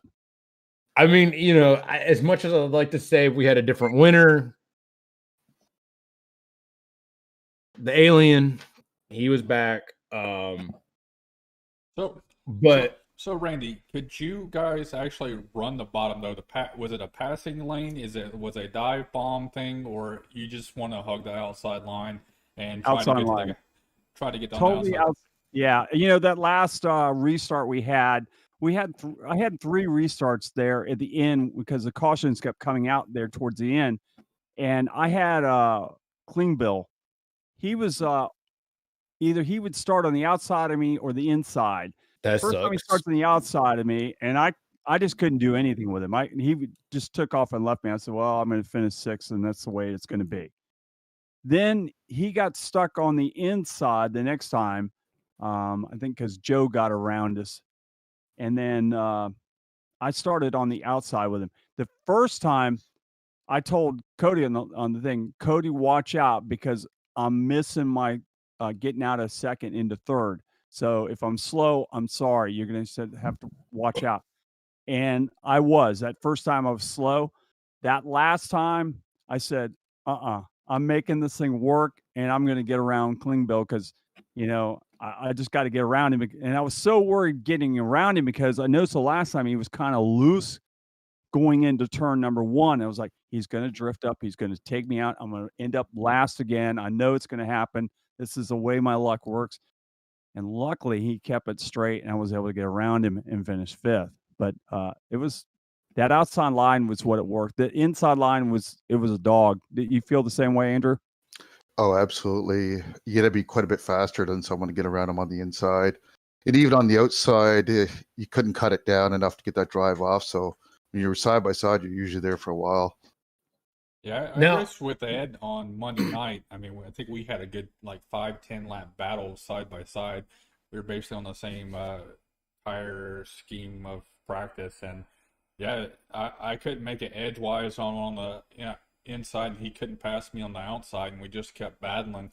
And then finally, I think he gave up just a little bit, and then from there I was able to pull away from him. But yeah, I was just trying to see what you guys take during the actual race. Well, I feel like Joe, man, I guess he's calling you guys slow because he said he could pass on the bottom all day long. You just had to be fast. Well, I think he's more just calling Johnny out there. It would have been interesting if we get some longer runs and get some tire wear into it. Mhm. I mean, you could have ran the whole race on the one set. Yeah, but that's that thing about Bristol, right? I mean, we expect cautions and cautions we got. So it's Bristol's more of that sprint race, right? I mean, does everybody else feel like that? Because that's how I feel. I mean, I've ran in quite a few races at Bristol where it stayed green most of the whole entire time. And truck series are usually the best one because you don't have all the torque coming off the corner like you do in the Cup series when you run. Because the Cup, you when the tires start to go away, I mean, it starts to get finicky and loose coming off. Whereas the trucks, you can still put the hammer down coming off the corners throughout the whole entire run. So it seems to be more of a stable setup. So you shouldn't see as many cautions, in my opinion, compared to running almost half the race underneath caution, if not more, last night. We had 26 trucks out there. And it really, with something as short as Bristol and as fast as Bristol, I was anticipating, when we were talking pre-race in our group, I called 28 laps of caution. Unfortunately, I was proven horribly wrong. But I also wasn't anticipating it throwing flags for people just stopped. well, I mean, you can't anticipate that. So here's what I got for you guys. All right. So we did 105 laps, Bristol. You guys are going to see the lady in black this Wednesday. Is it going to get any better? I think it will. I don't think so. My prediction is going to kind of stay the same. 1 and 2 is a fast corner. 3 and 4 is lethargic, where everybody pushes the limits. 1 and 2 is the corner you don't try and pass on. 3 and 4 is the corner people do try and pass on, but rarely can do it cleanly. So, I mean, there's people that can, but a lot of people try to push it, and they try to do it a lot of times trying to go into turn 1 in middle of 1 and 2. That's where people like to pass for some reason, and that's such a quick corner compared to 3 and 4. You got that slingshot effect in 1 and 2 that slides you at the bottom and sends you to the top, and people trying to pass there is going to create cautions. I think if people can take it patient the first few laps, let it get spaced out. There's lots of room there for everyone to spread out, and I think the caution should be a little less Darlington. I like Joe's comment. I just seen that. Joe said my prediction is Blake wrecks at Darlington. Are we talking unforced errors, or are we talking maybe a little bit of him just getting the tip? Sorry, guys. I was trying to get back up to the track, and I got into Blake. It was net code. I promise. The net code. Net code's a good blame, right? I mean, Justin uses it. Well, yeah, that's Justin's excuse for everything, right? Hey, actually, Andrew, you got part of some net code this past week, didn't you? Andrew, didn't you? At Daga or Bristol? I can't remember. One of the races, it seemed like you had some net code in one of the issues. I don't think this past week. No? No. Maybe I'm on drugs. And we know. Well, according to the commercial during the commercial break, just saying. That's saying, yeah. Yeah, but I mean, Darlington. I look forward to Darlington. Me personally, I said I love these smaller tracks. I love Darlington's iconic in racing, period. So I look forward to that race and what you guys can actually do. Now, I think I'm pretty sure I've said this before. What is the mesh between the TNT? We see the TNT normally runs pretty clean here lately. Why the mesh? Is it just not working with the Cup guys? Not everybody speak at once. $1 million question. We're all thinking, yeah, it's very dark. Yeah, it's a very it's a hard question to answer. Actually, I mean, honestly, I just think we look at this past week. It was just a tough track with a lot of people on it. Fair enough, but what if I told you you could have the same amount of people in TNT, and I think it's run a lot cleaner? Well, I think Yeah, it also it comes to the fact of you have a lot of people who want to get to the front, no matter where you're at, and sometimes a tougher track with, as in Bristol, smaller corners. Yes, you can go too wide just fine in the track, but you make a mistake because you want to run a higher line to give the, being courtesy and not squeezing down on somebody, you give them a higher line or a lower line, you drive off skew from what you're used to. You run the risk of hitting that outside wall or clipping the apron and then coming back up and destroying the car above you or below you. So it's a little bit different whenever it comes to those type of tracks. Darlington's going to be another track that's going to be like that. Like I said, 1 and 2 is a smaller corner than 3 and 4. 3 and 4 is a nice, good bank corner. It just needs to have, in my opinion, it needs to be at least like 5 foot longer, or let us run like the Cup cars and the Truck Series can. They can run that bottom flat, semi-flat apron. It's not flat by all means. I walked it, so I know it's not flat. It still has a good amount of banking to it, but the Truck Series, the Xfinity, the Cup Series, nobody can run that banking and make it stick, but the pros can. So that's where I think iRacing needs to change it. It gives another line of either a slide job or another way of passing to give it 3 and 4 a little bit more breathing room. So I like the little sidebar conversation we just had in the comments, right? So Joe had said that speeds are closer and not learning more, so just, running harder in regards to my question. But then Carl, his reply, I feel like everyone should always be learning though, right? Like you said no, but I don't know, man. That just seemed really proper for me. I'm not a very proper person. I wasn't about to say it like the way you put it. I would never say that, but typing is different. But so, and obviously the conversation's still going. Yes and no. I mean, just to put my input to what you're saying, yes and no. Absolutely. I mean, every guy in the league is still learning. Even the most veteran person is still going to learn something, right? Nobody's perfect. Blake's always learning something, right? He's the fastest guy out there right now, and he's still learning something. If he wasn't learning anything, Justin wouldn't be beating him, right? Like Justin wouldn't have a chance against him. He still has stuff to learn, but there's an aspect of a learning curve, right? We're always learning, but where's that learning curve at? Is the learning curve here or is it here? Does that make sense? No, it does, and I don't want to. That was more of a question than an actual statement, but I do want to point out one thing, in that I think that, and I don't want to drop us back to TNT or anything, but just real fast, I think you could have a lot of guys out there. You even saw it, last season, last year.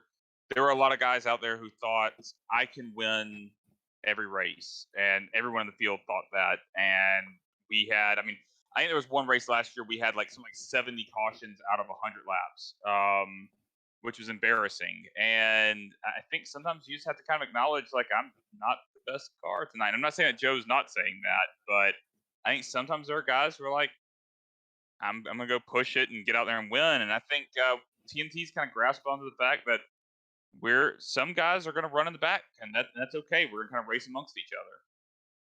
I think it's more of people having something to prove. I can agree with that. Actually. So when you look at it as in TNT, you guys look at it as, we're racing each other. I give you a little bit, I'll take a little bit, But when you start going against the Cup guys, you start saying, nah, man, I can be faster than you, and I'm going to hold this area. I'm not going to give you that little space. And a Cup guy's going to try to take that space, because at the end of the day, it's what they do, right? Like, the difference is that we expect you, if a guy's going to take a little bit of room, we expect you to be able to give us that room, and then you're going to have to hold your line.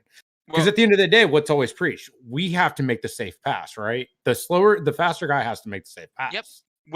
When I left TNT, because look, yeah, the The guy who is passing has to make the safe pass. But that being said, a lot of times you try to hold them off. It's kind of what I've said before. You may be in the right, but you're still wrecked. And I was running 10th in Truck Series when I stopped. 10th in standings when I stopped racing, started broadcasting for Truck Series.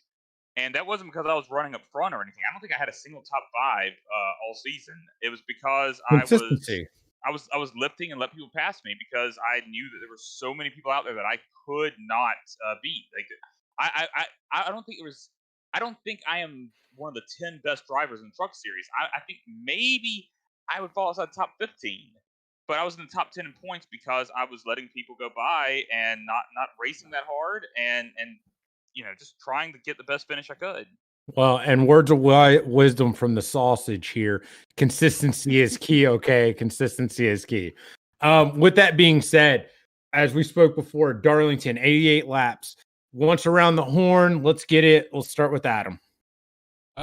Darlington, I'm going to go with the man, the myth, the legend of Ed Springer. It's his home track, and I'm going to go with him. He knows that track better than anybody else here. Andrew, who's your pick? I think I'm going to go with Front Row Joe. Front Row Woo! Joe. That nickname. I mean, he did almost pull it off last year. And I get the Almost. and I get the sausage. I get the sausage. Thanks. Carl? All right, so I want to go with someone like Justin, Blake, because those are the smart picks. But going back to what you said about home track kind of triggered something for me. I'm a South Carolina guy. I'm not too far from Florence, and so is Chris. I'm picking Chris Oliver for the win. I hope he hears that. Oh, he's probably gonna think that I'm somehow picking on him by picking him. So Okay, Josh. So my normal pick, I know he's not going to be there because I've actually spotted for Josh Hanner at Darlington and seen just, oh my God, he's amazing at it. I got to go with the obvious answer here. I got to go with Blake.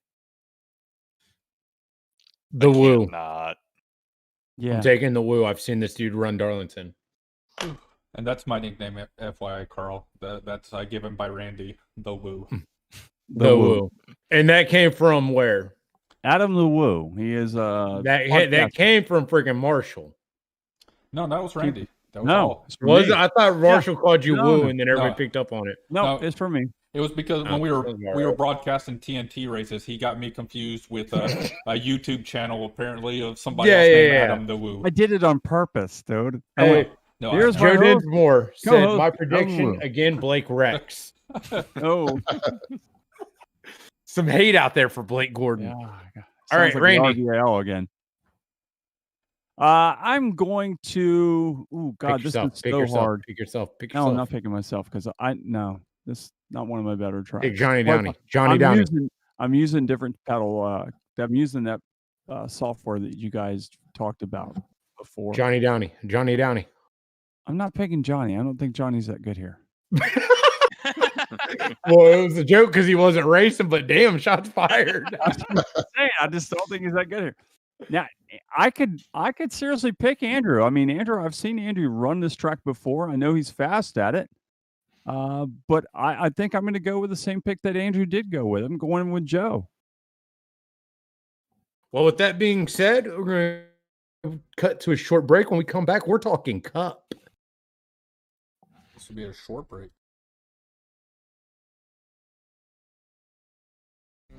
It's time for the Ghost Fire. Hi, it's Pat Patterson, the racing guy. You're listening to the Ghostfire Media Podcast.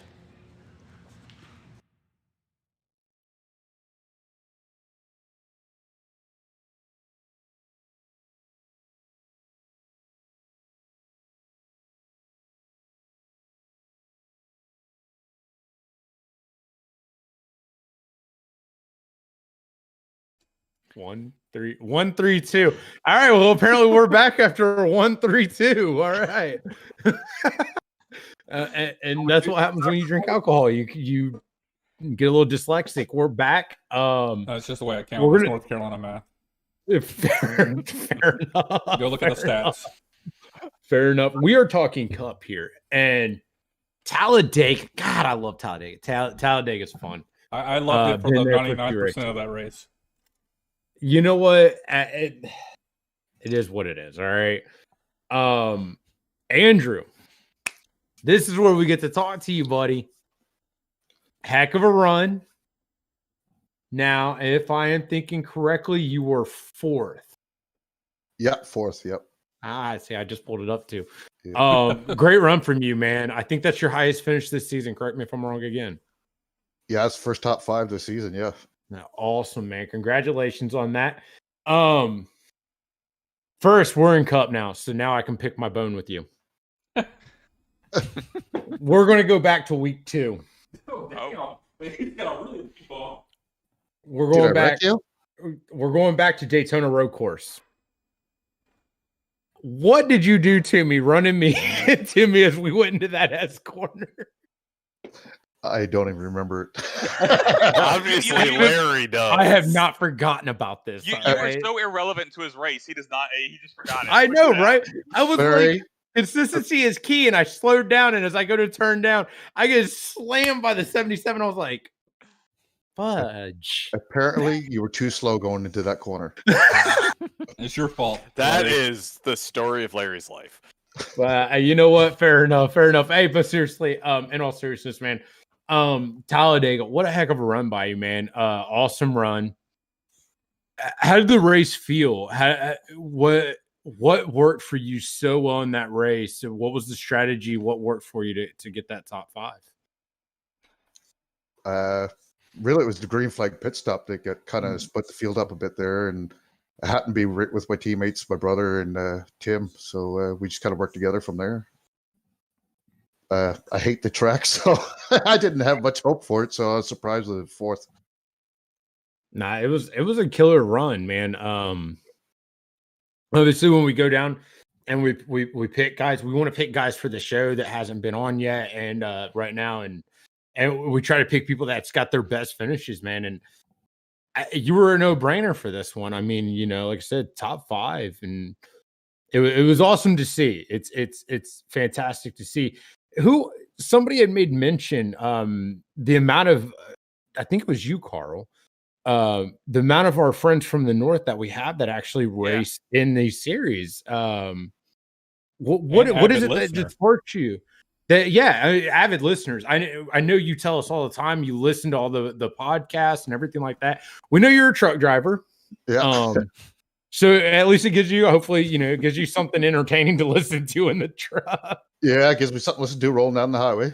Yeah, absolutely. But what has gotten you guys into to the attraction to NASCAR? Geez, I don't know. Got into it back in the early or mid to late 80s there, I guess. We never got much NASCAR on TV except for Wild World of Sports there. We get Daytona 500 once a year. Did they not broadcast it when they went to Vancouver, Montreal? Nah, they didn't go to Montreal back then. So really, I think I really got into it when Days of Thunder come out there, and I went to the movie. And that was the movie. Yeah, they gave free tickets out to this local short track here, and so I went to that afterward and seeing it live there. That's when I really got hooked into racing. Let's talk about something else here real quick. So, I mean, you guys don't realize Andrew's another one of these guys. It's been we've been friends for how long? Since the swinger party. Yeah, I'll tell you about those sausage guys later. We got swinger parties. We got one guy getting pudding. Hold on. No, how long have we been friends? No longer you gotten around. Over 20 years, Randy. Over 20 years. And me and him, we used to race just like, our good buddy Tim. We'd get done racing, and what the hell did we do? We'd sit up until about 3 o'clock in the morning and shoot each other. Yeah, first-person shooters, Rogue Spear or something, I think it was. Rogue Spear. This one I pulled this one up. I just looked at I was about to say Internet- now your I was game Ghost wondering. Recon that you were Yeah. you were Rainbow Ghost Six. Oh, Ghost Recon. Recon. Remember Yes. this? Yes. Yeah. I looked over and I saw that box and I said, "Hey, look, there's one of my old shooters there." Yeah, So that this explains why guy, you were holding he's it. been racing a long time. And this makes complete sense now. Holy Yeah. cow. Yeah. I keep waiting for Andrew just to break out because he's another one of those guys like Tim who was so good back in the days. I mean, he was just dominant, and now we're getting into this iRacing thing, and all of us are still trying to figure it out. Well, I think we were 20 years younger then. Now we got guys like Blake. That's the age we were then. Yeah, true. Absolutely. I agree with that too. But I still think we should be faster Andrew than has we a are. massive winner. Thanks, Joe, I think. Dear Christ, man. Oh man. Oh man. That's funny. So, man, being this past week though at Talladega, my team, First Response Racing, we worked hand in hand with the two guys from Closed Circuits Racing there, and Jesus Christ, you can't even see our team name. yeah, CCR. Just say CCR. yeah. Just say Yeah. CCR. We had a Yeah. blast. We worked together throughout the whole entire race. We controlled 8 of the 10 spots up in the top 10, and we managed the race the way we wanted to. It was awesome. I wish we Didn't get the could. finish that we wanted. I wish we could have closed it. Well, we one did. person We did. did. I know. Yeah. I take that back. At the end of the day, sorry to just cut you off real quick, Adam. To caveat that, we did get the result that we wanted because we went into that. We said we didn't care what team won. One person from our team was going to win. Now, did we want more guys up there? Yes, but we accomplished the Well, goal. if we could have went 150 extra feet before Larry got destroyed, it would have been awesome. We would have actually got the wonderful finish up front that we were hoping for as more people were pushing each other at the end from our teams to be able to go across the finish line. So, real quick, Johnny just said that Joe pulled up old stats for you, Andrew, and you had something like 58 wins, more than anyone else. Yeah, that was many moons ago. Yeah. That's a good fucking saying. I do. Use my F word, but that's a good friggin' saying. Yeah, but one last year and none this year, so it's not like old days, that's for sure. Well, what is in your mind? What is the difference? What's causing that? What are you missing? Just the time at the wheel these days. Not enough time to run a lot of races. That truck driving doesn't work for you? Not quite the same, no. I just want to point out my dad's a truck driver down here in the States, and every time he goes to Canada, every time I call him, he's cussing you guys. He calls you guys steering wheel holders, not truck drivers. Just going to throw that out there. My He's dad, like, my dad- wow. my dad was a truck driver as well, and he said some things that were very similar. So By the way, this one's unopened, so if anybody is looking for an unopened copy of NASCAR Racing 2003, unopened. yeah, Just well, saying. this is a very original. This is open, but it's the original Pyrus NASCAR Racing, and then I have that too. NASCAR Legends. I have that I never too. played. Yeah. I have actually recently gone back and picked up Papyrus's Indy 500, which is what got me started on this. I know. And, I gotta know, Andrew. I said something the other day. Who is the our friends from the North's favorite commentator from GFM? Favorite? I don't think we asked Tim this. I don't think so, but I also wasn't on the podcast, and I said it like 2 weeks ago. Who do I want to piss off here? Hey, Well, just keep in mind, I'm the only person that calls Cup and Truck. So But I used to call Cup, I call Truck, and I call TNT. yeah, but the TNT doesn't affect I him. called all three of them at one point. I'm saying I can cause the most damage. A lot of lobbying here. Who's got the most money here? That would be Carl. I think my favorite's when Randy calls the cup races because then he's not in it. Oh, Dang, that's not even that's a straight was, shot at me and Adam. Well, I got a new target for Sunday. We love all you guys. Are the same. How politically correct is that? Just screw around you. I just want to say what Justin just said. Carl doesn't brag about beating people who took provisionals. You know what? That's a good point. Fair enough. He only took a provisional because he didn't want to race the dirt. We all know the real reason why he took that provisional. All right, fair enough. No, I bet in all seriousness, man. The finish for you this week was absolutely phenomenal. It's great to see you up front, man. Do you feel like you can build off that going into Kansas? I hope so. I actually like the Kansas track, so maybe I'll try and get some practice in and see what I can do before Sunday. Yeah, absolutely. Did you catch? Sorry, real quick. Did you catch practice Thursday? No, I didn't. No. I haven't run a lap Kansas since last year, I think. So yeah, so it's a little bit different. You know, this new dynamic thing that they've been putting into it for the track. You can run anywhere, honestly. I saw it on Tuesday night, and you know, IVRL we run 65% races. So, you know, I got to see where the tire strategy works and where it doesn't work.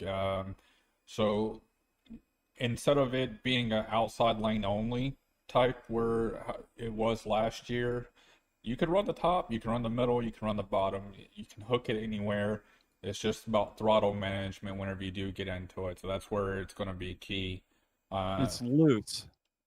It's definitely loose. It's loose if you try to make a move in the corner. So if you're like in the high or middle groove and want to drop down low, but you're still in the throttle, you're going to spin.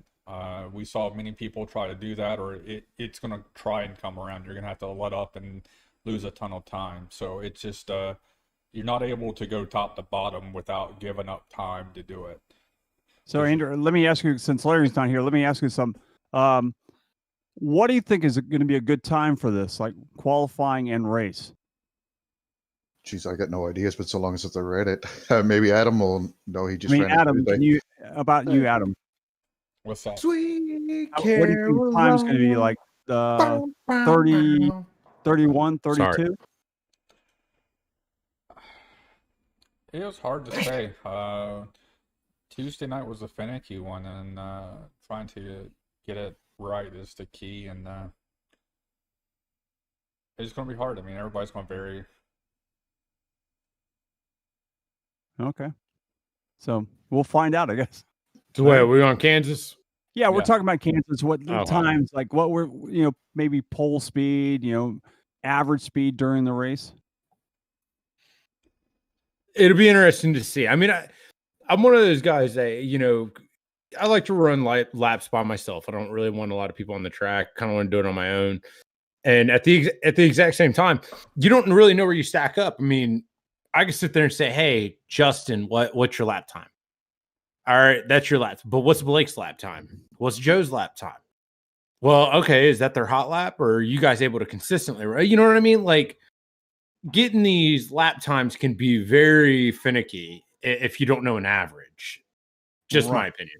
Oh, that's what I agree. But for the guys that haven't run a lap at all in this, track, it's got to give you an idea of what you want to try to get out there, because you see a guy shows up at the very end, very beginning, very end of the practice.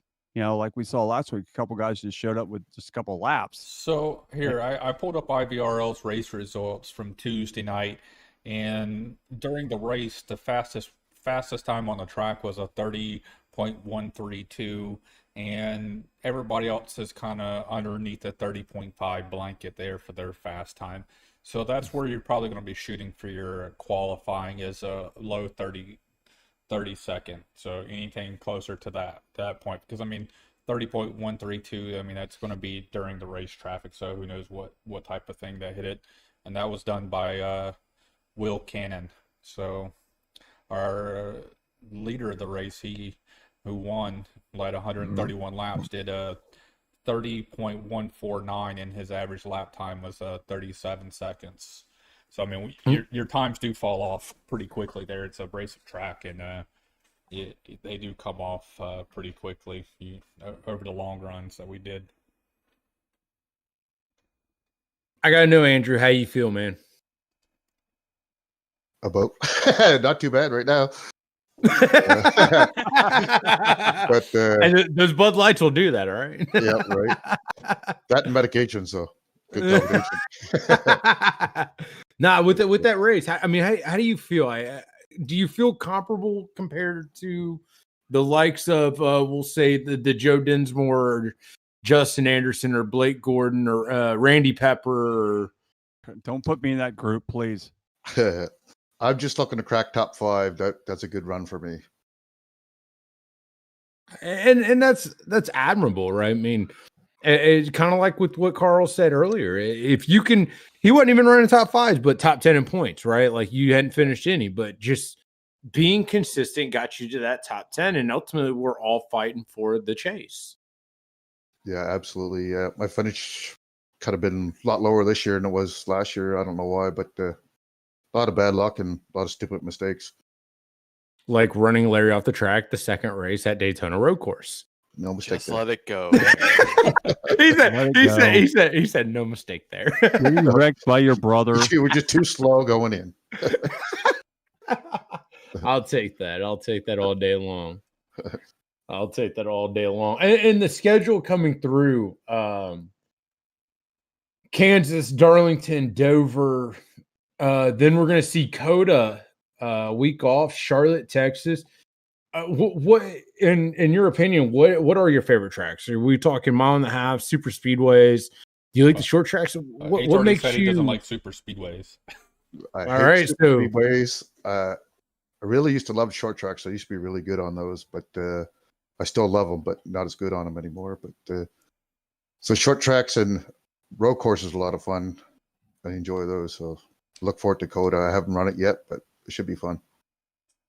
Yeah, I mean, I have to agree with you on that. I mean, me personally, I love that different style track, right? I mean, the road courses. I loved Bristol Dirt. Bristol Dirt was just something that you don't see very often, and that little difference is fantastic of just what the normal 1.5 mile super speedways and short track racing is. You just love it because you got third. Well, no, I just like dirt racing. But yes, the third place helped. But you know what I'm saying. I'm going to be depressed because I probably won't be able to race at Dover. I'm looking at the schedule at Dover. I'm actually at Flagler Tavern that night. So yeah, I'm going to miss races in June. I'm going to fly back to the house in North Carolina, pick up the family, drive it back out here to Texas so they can stay out here with me. So I'll miss some wonderful race times. I think I'll miss almost 2 races in every series I run. I was hoping I was going to miss this Austin track. This was the one that I was really hoping to miss. So, but unfortunately, no. The fact that you're trying to miss races, Randy, depresses me, but you're on my team, so it's okay. Hey, no, I'm just, the reason I said it's a road course, and I don't want to wreck anybody. I've already given the tip to a few guys in road courses. I don't want to give any more tips to anybody. I don't know. Randy, we can trade positions that weekend. I'll run for Randy Pepper, and you can hang out with Carl in the booth. I would be more than happy to do that. Trust me. I hate road courses. I do have a serious question though. What to that, Andrew? Why does the league not look at letting, kind of like NASCAR used to, where you let the ringers come in? Jeez, I don't know. Never really been brought up before, but we just want to keep the regular guys in each series. Everyone's comfortable, knows how to win races, and especially where it's a friends racing friends league, so it's not about winning.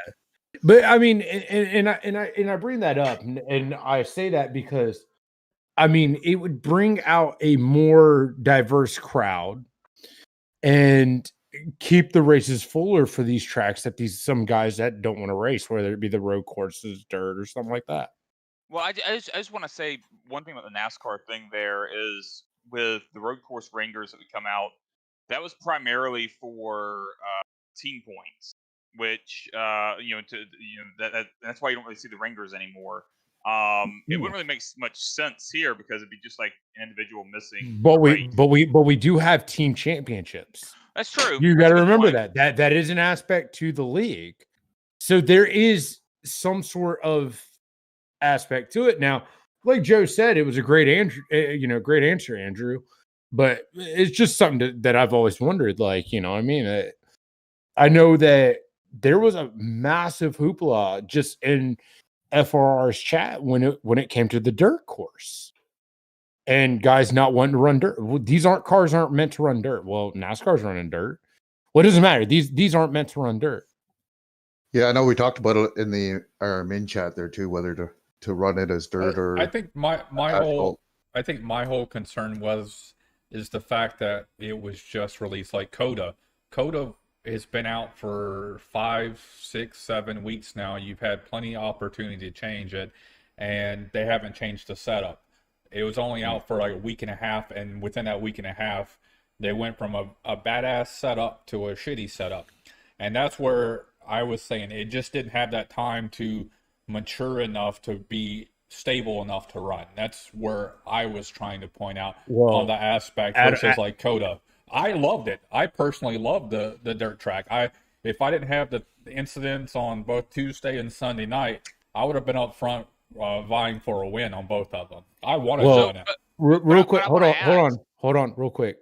I wasn't trying to direct that at you, Adam. I mentioned no names in that. No, all right. I'm just saying that go ahead. I was a part of the FR chat, so I'm a team member. So I'm just answering, the other side of the coin to people not wanting to run it and the reasoning why behind it. I wanted to run it. I loved it.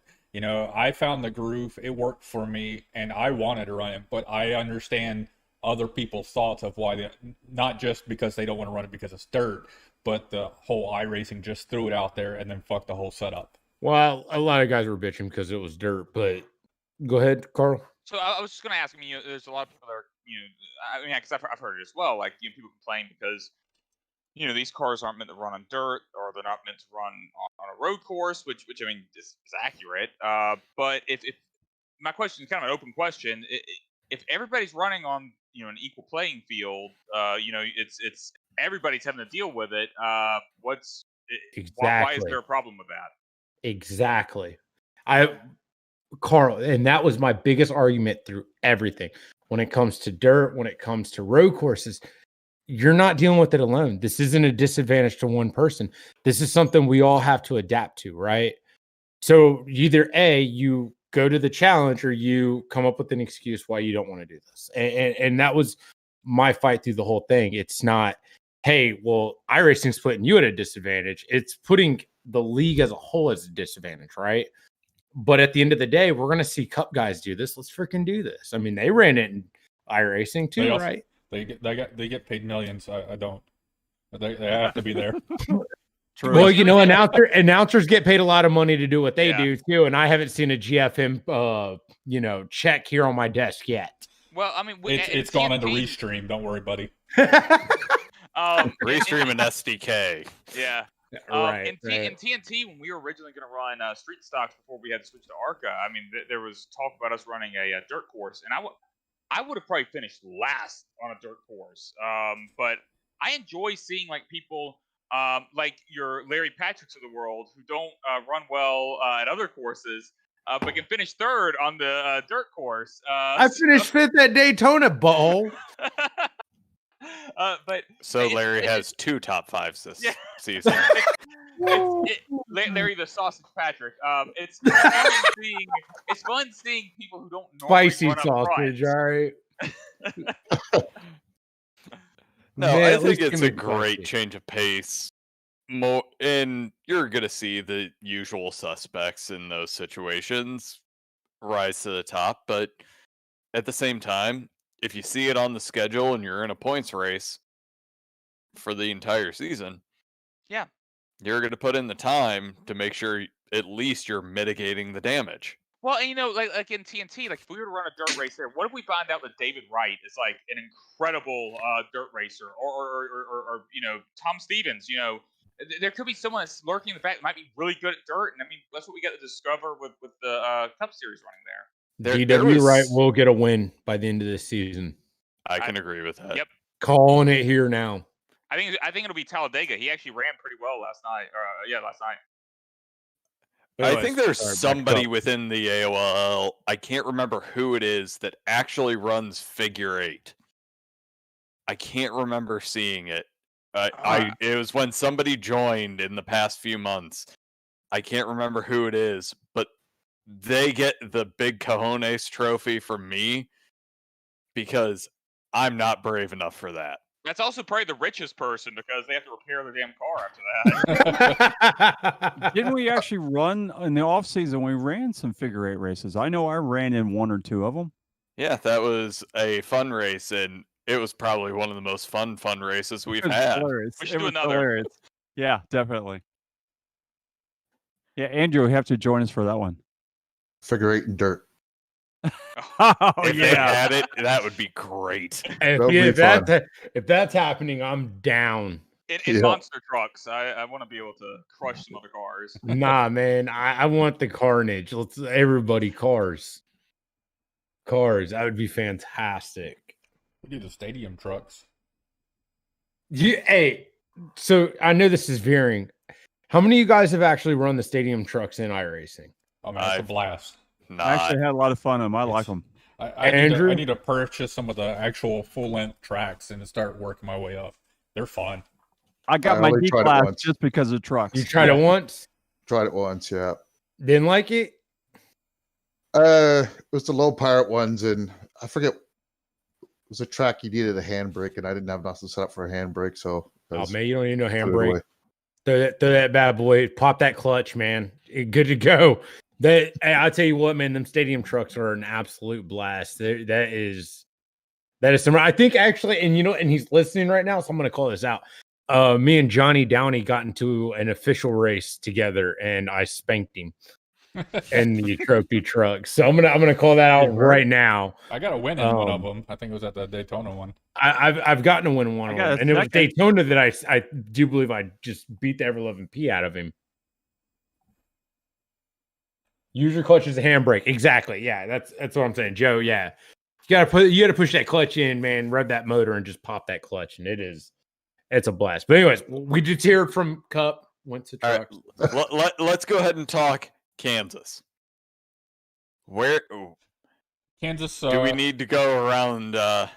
We'll start with Randy. On the bottom, huh? Yeah. Well, we started. He likes top. being on bottom. Ooh, Kansas. I'm going to go with